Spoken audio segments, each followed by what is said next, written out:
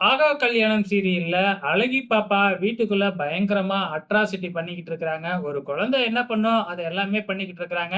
இப்ப எல்லாரையுமே கூப்பிட்டு வச்சு அவங்களுக்கு பவுடரு, பொட்டு, கிளிப்பெல்லாம் போட்டுட்டு மேக்கப் பண்ணி விடுறேன் அப்படிங்கிற மாதிரி அட்ராசிட்டி பண்ணிக்கிட்டு இருந்தாங்க இல்லையா? லாஸ்ட் எபிசோட்ல கூட சூர்யா மாட்டிக்கிட்டாப்ல. சூர்யா அந்த மேக்கப்போட அப்படியே தயங்கி தயங்கி ரூமுக்குள்ள போனா அங்க மகா உட்கார்ந்திருக்கிறாங்க.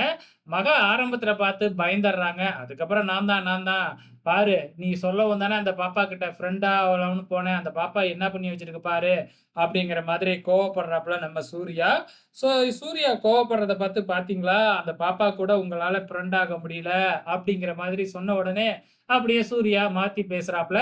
கடைசியா வந்து நம்ம சூர்யாவோட அந்த மேக்கப் எல்லாமே நம்ம மகாவே வந்து பார்த்தீங்கன்னா, ரிமூவ் பண்ணி விடுறாங்க. அதே டைம்ல இங்க அனாமிகா பாப்பா வந்து பார்த்தீங்கன்னா, அனாமிகா ரூமுக்கும் போயிடுது நம்ம அழகி பாப்பா. அங்க போய் வந்து பார்த்தீங்கன்னா, அனாமிகா தூங்கிக்கிட்டு இருக்கும்பொழுது, அனாமிகாவுக்கு மீசைய போட்டுவிட்டு ரூம விட்டு வெளியில வந்து இங்க விளையாண்டுகிட்டு இருக்கு. கடைசியில அனாமிகா எழுந்திரிச்சு ரொம்ப கோவமா வந்து அந்த பாப்பாவ திட்டிக்கிட்டே அடிக்க கை ஓங்குறாங்க. டக்குனு நம்ம மகா வந்து அனாமிகாவோட கைய பிடிச்சுக்கிட்டு, "அது குழந்தை. குழந்தை அப்படித்தான் விளையாடும். நாளைக்கு உனக்கு ஒரு குழந்தை பொறந்து, அந்த குழந்தை இப்படி பண்ணுச்சுன்னா, நீ இப்படித்தான் அடிக்க போவியா?" அப்படிங்கிற மாதிரி கேள்வி கேட்கறாங்க.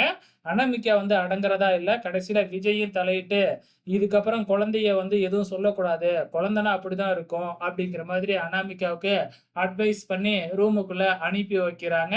ஸோ ஃபைனலா வந்து நம்ம மகா அவங்க அம்மாவுக்கு ஃபோன் பண்ணி, "இந்த பாப்பாவ பார்த்துக்கவே முடியல. நீ வந்து இந்த பாப்பாவ பார்த்துக்குமா" அப்படின்னு கூப்பிட்டு பார்க்குறாங்க. ஆனா கோடீஸ்வரியோ, "இல்ல, இல்ல எனக்கு வேலை இருக்கு. என்னால்லாம் வர முடியாது." அப்படின்னு சொல்லிட்டு ஃபோன கட் பண்ணிடுறாங்க. ஸோ நம்ம ஐஸ்வர்யா வந்து பார்த்தீங்கன்னா, "கொஞ்ச நாள்ல ஏதோ இந்த வீட்ல ஒரு பூகம்பம் வெடிக்க போகுதுன்னு நெனைக்கிறேன்." அப்படின்னு சொல்லிக்கிட்டு இருக்கிறாங்க. ஸோ என்ன நடக்க போகுது அப்படிங்கிறத பொறுத்திருந்து பார்க்கலாம்.